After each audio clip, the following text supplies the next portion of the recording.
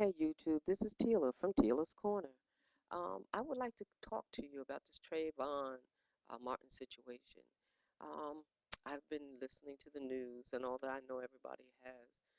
So I just want to give you a couple of thoughts of my own.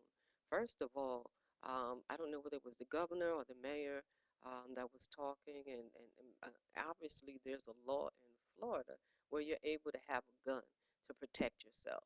And now this is the reason why he was a community watchman or something like that, the captain of the community watch.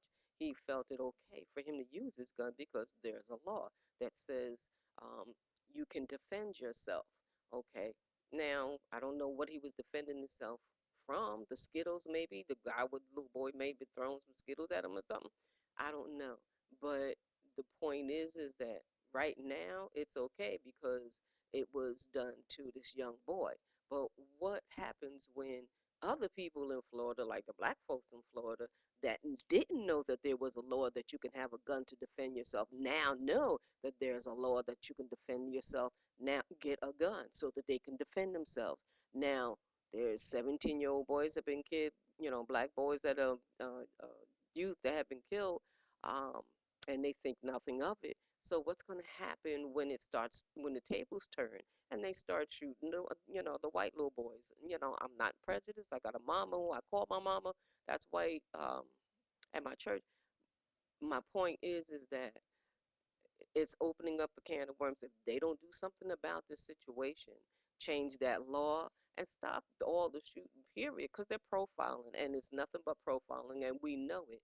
Now, another point that I wanted to make is that um, the youth of today, Trayvon's like age and younger, these kids are being brought up by single parents. Most of them have single parents who work hard, who have to go to work, so the kids are home by themselves, or whose parents, mother, whatever, they're out having a good time. They think they just trying to get their little groove on, or they into drugs, or they're in jail now. So that means that these boys have to, or that generation, Trayvon's generation, has to bring themselves up because there's no parent around to tell them right or wrong. Okay, and what do? They watch the TV because they don't have any place to go because they're no longer like back in my day. We had clubs to go to that taught us how to do ballet. They had after school. Um, they did homework with us, and that's how I learned how to knit was to go to the community center. That's what we used to call it, the community center, or the boys club, the boys and girls club. These things are non-existent for a lot of people, a lot of black youths today. So they have nothing to do but sit in front of the TV. And what's on TV? Violence and sex and violence. And then they wonder why the kids are the way that they are. So the economy has made it so that we have to work. Single parents have to work, and they have to work more than two jobs in order for you to be able, especially in New Jersey, where I'm from, in order for them to be able to survive or have, some kind of a decent housing and all of that.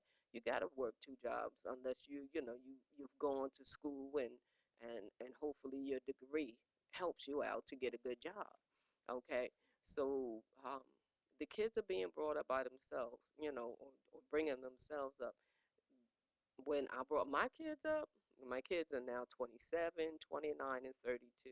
Um, I brought them up in church. They had the fear of the Lord. I was brought up in church. Um, Nowadays, that's not happening. So the respect or the fear of God is no longer in this generation. There's some, of course, but not like it was back in my day. Everybody went to church. Most of my friends and stuff, we all went to church. And now find out on Facebook that they're in church, even though there was a time when they didn't, including myself. Wanted to find out what the world is, what the world had to offer, and we found out that it has nothing to offer, so we came back to the Lord. But this generation is not brought up like that. A lot of them don't go to church. The parents don't go to church because they got to work, they're on drugs, they're in jail, or whatever. So that foundation or that respect and fear of God is not there. So then when you don't have that fear of God or respect of God, you don't have it for your parents, for one thing, because they're not around. So probably when they come home, they're tired, and so they fuss and yell at you because you didn't do your chores, or because they're just tired, they're frustrated because they really want to leave their job and they can't, so they got to take all the mess that is given to by them, the manager or whatever, or the supervisor, who who probably is power crazy, or it's just stress because the money is not meeting, the finances in the house and stuff. So they're frustrated, so they're putting that frustration on the child, and so they're fussing and yelling at them instead of showing them that love, which I know that they would want to do because it's in them. But life is getting a hold of them, is taking a hold of them in a bad way. So the point is that these children they don't have fear of the Lord, they don't have fear or respect for the authority, or their parents. So then when you go to school, they don't have respect for the teachers or authority, and then because they weren't taught that or trained that. And so what happens to them? They go to jail. So, or they go, before they go to jail, they get into the gangs, and that's why the gangs are so prevalent today. It's because the youth have nowhere to go. Again, either they're out in the street hanging out, or the home watching TV, which is what, a whole lot of violence, a whole lot of sex. So now that they don't know how to treat their women right, they call them bees, because in all the songs now, the rappers and all that stuff, all they do is call their women bees, instead of calling them queens like they are, or calling them, um, their women. They want to degrade them by calling them bees, and degrade the men by calling them niggas. They supposed to be your friend, but you call them niggas, and how come it's a defensive or offensive when a white person says it to us, but it's not offensive when we say it? That's ridiculous. It should be offensive no matter what.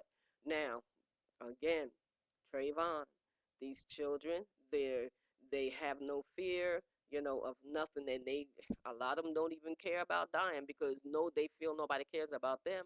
So the fear of dying is not there. So you don't have the fear of church, of God. You don't have the fear or respect of the parents, of authority. Then not even the fear of dying, because they don't feel like nobody cares about them anyway. So all of that rolled up into one hostile generation. And I'm saying that this generation is not like the generation of old, that when somebody got hung up in a tree, that they just said, "Oh my God," and kept it moving and didn't say nothing. No, these kids will come and blast you. So my point is that they need to fix this. They need to fix the situation, and fix it soon, because the tables are going to be turned. I'm trying to tell you now, trying to give the warning. Just like they feel like, because black people right now feel like white folks have an all out, what do you call that? Um,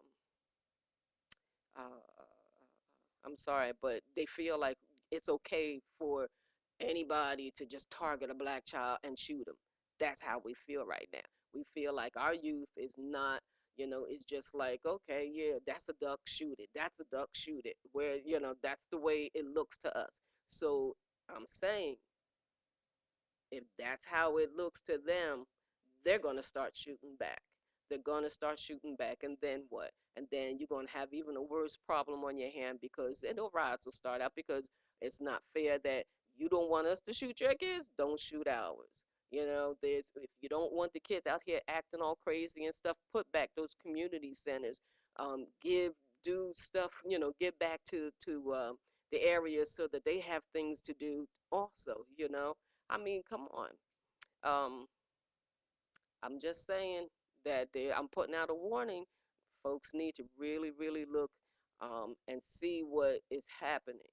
They allow abortions, and this all comes from the abortions. That spirit of death or murder is here, because abortions were allowed to be done, and that's murder. Okay, that's murder. That's murder. It's murder. And that spirit has been released, that it's okay to to murder anybody. And of course, where does it start? Here. But just like the drugs, they put drugs into the families of the black man first, but then they want to cry, "Oh, stop doing drugs and all that stuff," when it started getting into the families that meant, the white families that had the money. Okay, so the same things, that cause and effect, it's gonna happen. It's gonna happen. So before it does, I'm saying you need to rectify it. Those in authority, those who, higher up, echelon or whatever, you need to take care of this. Um, thank you for listening, and I'll be back with something else. If you have any comments, if you want to leave them down there, and I'll answer them, or, whatever, um, do that. Thank you very much for listening, and I will talk to you another time. Bye. This is Tila signing off from Tila's Corner.